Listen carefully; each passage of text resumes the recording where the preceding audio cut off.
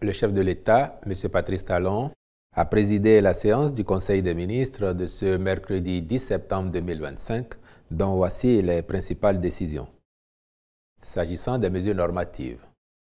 transmission à l'Assemblée nationale pour examen et vote du projet de loi de finances pour la gestion 2026. Les orientations économiques et budgétaires pour la gestion 2026 sont focalisées sur le renforcement des facteurs clés de la transformation structurelle de l'économie nationale et une meilleure approche budgétaire de redistribution des fruits de la croissance économique pour plus d'équité et de justice sociale. Ces projections sont conformes aux discussions tenues lors du débat d'orientation budgétaire le 27 juin 2025 à l'Assemblée nationale. Le présent projet a donc pour vocation de permettre la poursuite des actions de diversification de l'économie par le développement du secteur industriel et des infrastructures, ainsi que du renforcement du capital humain. Il postule un taux de croissance économique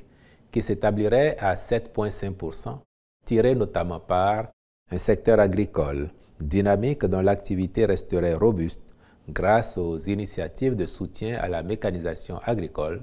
l'accès aux intrants agricoles et aux conseils agricoles, la maîtrise de l'eau pour des fins agricoles et pastorales, l'augmentation de l'activité industrielle, l'accroissement du trafic au port de Cotonou et des actions de promotion touristique. Dans un tel contexte, le projet de loi de finances pour la gestion 2026 s'équilibre en ressources et en charges à 3 783 984 francs CFA contre 3 551 005 francs CFA pour la gestion 2025, le taux d'inflation restant maîtrisé autour de 2%, en dessous de la norme communautaire de 3% de l'UEMOA, tandis que les dépenses à sensibilité sociale représenteraient 42% du budget général. Sur cette base, les efforts d'investissement en cours dans les domaines clés de la santé et de la protection sociale, du développement du savoir et de la connaissance, du tourisme, de l'énergie, de l'eau, des transports et du numérique seront poursuivis et renforcés. De même, les allocations budgétaires seront également orientées vers l'extension du projet de supplément alimentaire au profit des femmes enceintes, allaitantes et des enfants couvrant les 1000 premiers jours après la naissance. En outre, s'ajouteront au volet nutrition les actions visant la couverture totale des écoles maternelles et primaires publiques en cantine scolaire, l'octroi de bourses d'études dans les écoles privées de renommée internationale, l'accélération des réformes de l'enseignement technique, l'opérationnalisation de SEMECITY, le renforcement et la modernisation du plateau technique sanitaire. Par ailleurs, un point d'attention sera accordé au financement des activités entrant dans le cadre des élections générales de 2026 pour lesquelles les ressources sont déjà entièrement mobilisées.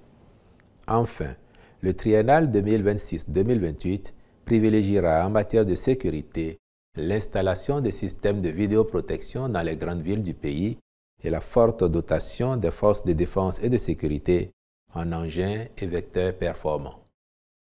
Autant d'actions d'envergure qui visent l'intégration des thématiques transversales et l'atteinte des cibles pertinentes des ODD.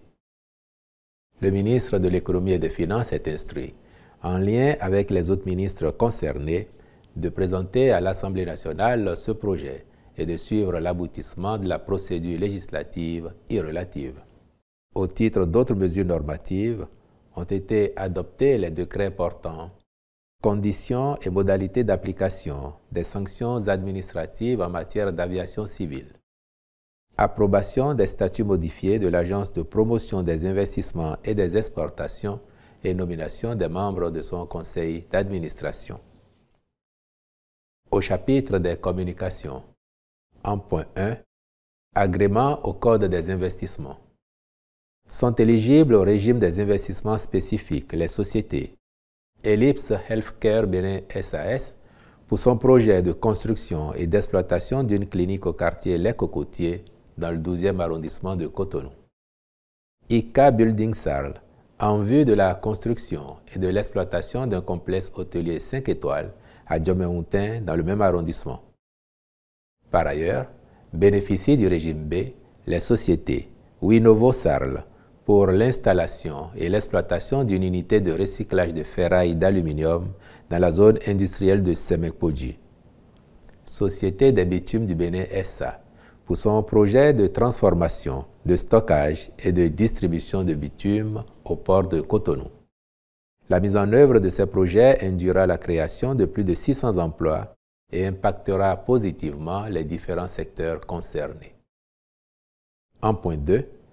adoption des schémas directeurs d'aménagement et de gestion des eaux des bassins du Niger et de la Volta. Notre pays implémente la gestion intégrée des ressources en eau comme approche privilégiée de gestion rationnelle, efficiente et durable en vue de garantir l'eau en quantité et en qualité pour tous les usages. Sur cette base, plusieurs outils ont été mis en place, dont le schéma directeur d'aménagement et de gestion des eaux, qui est un instrument de planification et d'orientation pour la gestion durable des ressources en eau à l'échelle d'un bassin hydrographique. La finalité d'une telle démarche est de capitaliser les initiatives prises, les expériences acquises et de mettre à la disposition des acteurs de la gestion des terres, des eaux et des écosystèmes associés un outil de planification multisectorielle intégré et un programme d'investissement facilitant la prise de décision. C'est donc dans ce cadre que les présents schémas directeurs ont été adoptés pour être mis en œuvre d'ici 2040, respectivement pour un budget prévisionnel de 172 milliards 62 607 000 francs CFA et 2219 milliards 7 francs CFA. Au chapitre des rencontres et manifestations internationales, il a été autorisé l'organisation à Cotonou de la première édition de la Semaine africaine de l'arbitrage, de la justice et de l'information commerciale en septembre 2025. Du premier congrès du service de santé des armées du Bénin, les 17, 18 et 19 septembre 2025, puis des journées, congrès et semaines scientifiques de différents professionnels du domaine de la santé en septembre et octobre 2025, ainsi que la participation du Bénin à la visite pays au Danemark dans le cadre du mécanisme d'examen de l'application de la Convention des Nations Unies contre la corruption du 7 au 9 octobre 2025 et au 20e congrès du Conseil international des archives du 25 au 30 octobre 2025 à Barcelone, en Espagne. Je vous remercie.